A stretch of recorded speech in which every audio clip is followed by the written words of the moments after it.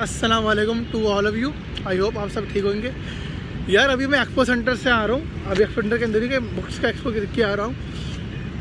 आप बिलीव नहीं करेंगे, इतने लोग एक्सपो सेंटर में, इतने लोग किसी की हद नहीं। मुझे चीज़ से एक बात से एक अंदाज़ा हुआ कि किताब की अहमियत कभी ज़िंदगी में ख़त्म नहीं हो सकती। बुक्स सीटें हमेशा ज़िंदा रहते। क्यों?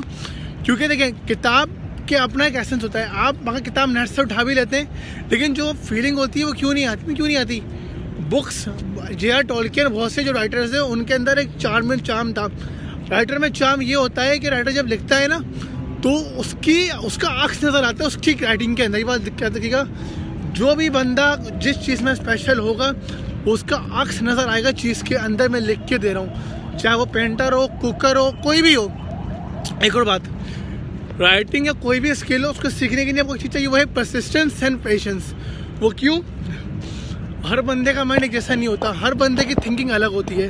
तो अपने आप को एनरिच करें और 2022 को अपना बेस्ट ईयर बनाएं।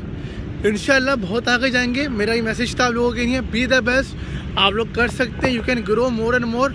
अल्लाह आप लोगों को खुश रखे। Be happy, be selfless and be what you are. वो इंसान बने इसको देख के लोग इंस्पायर हो। Thank you very much.